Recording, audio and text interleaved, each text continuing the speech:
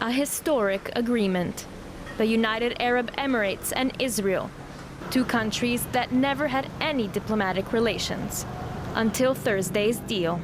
And the idea was very clear that Israel will commit in a three-way phone call with the United States to stopping annexation, suspending it, and at the same time, we will be able to also announce that we will begin what I would call a normal relationship with Israel in various areas.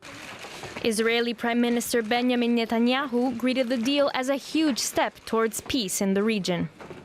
Well, today we usher in a new era of peace between Israel and the Arab world. This is the greatest advancements toward peace between Israel and the Arab world in the last 26 years. But Netanyahu specified that his annexation plans have not been outright cancelled, rather only put on a temporary hold. The agreement, brokered by U.S. President Donald Trump over months of discussions, is seen as an unprecedented reshaping of the political order in the Middle East. It comes as a diplomatic win for Trump, just as the election campaign in the U.S. starts to heat up. By uniting two of America's closest and most capable partners in the region, something which said could not be done, this deal is a significant step towards building a more peaceful, secure, and prosperous Middle East. But not everyone is satisfied with the agreement. The Palestinian leadership dubbed the deal a betrayal and demanded its retraction. The Palestinian leadership affirms that neither the UAE nor any other party has the right to speak on behalf of the Palestinian people, and does not allow anyone to interfere in Palestinian affairs or report on their behalf in their legitimate rights to their homeland. As around the world the agreement is being hailed as a historic achievement, the Palestinians see themselves pushed to the sidelines. For more, let's bring in Robert Chatterjee. He's the deputy editor of the German political magazine Zenit, which focuses on the Middle East. Thanks for joining us this morning, Robert. A reshaping of the Mideast political infrastructure. Can you tell us, can you sketch out for us who the winners and who the losers are in this development?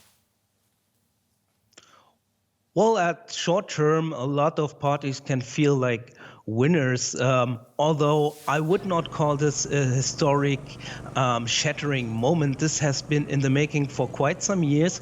Especially the Emirates and Israel have been developing relations for many years, and that was one of the worst kept secrets of the region. Also, Benjamin Netanyahu, he visited Oman shortly before the Sultan's death. A conference preparing the so-called Middle East peace plan was held in Bahrain last year. So a lot of steps led to this. Now the timing is crucial here. So why did this happen now? This is more the important question. And who needs this strategic public victory right now? Who's that? From the the Israeli government, I think they can hand a short-term victory to their U.S. allies. At the same time, it was never really clear how much Israel was prepared to follow through with these annexation plans. And they have to keep in mind and brace for potentially different U.S. administration coming in next year.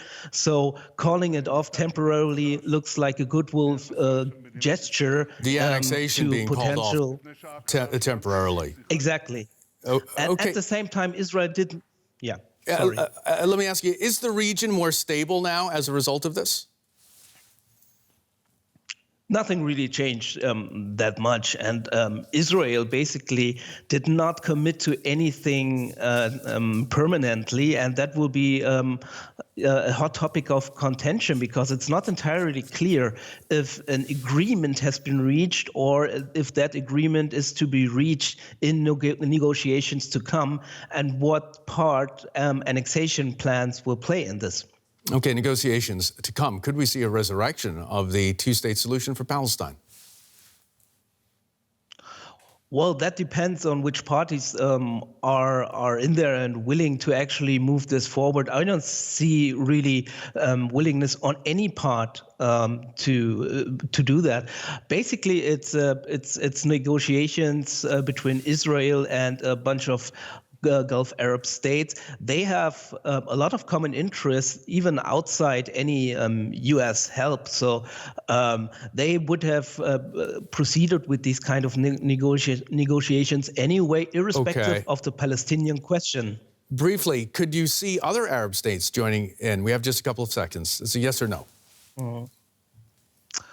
Yeah, the odd man out now is Saudi Arabia. So the UAE has clearly taken the forefront as the most important publicly visible ally of the United States. And just one last thing, we have to pay attention to the main architect of this policy. This is Mohammed bin Zayed, the Crown Prince of Abu Dhabi, probably the most influential Arab politician in our time. He's stepping out of the shadows step by step. So keep a close look how he is behaving. Robert Chatterjee from Zenith magazine here in Germany.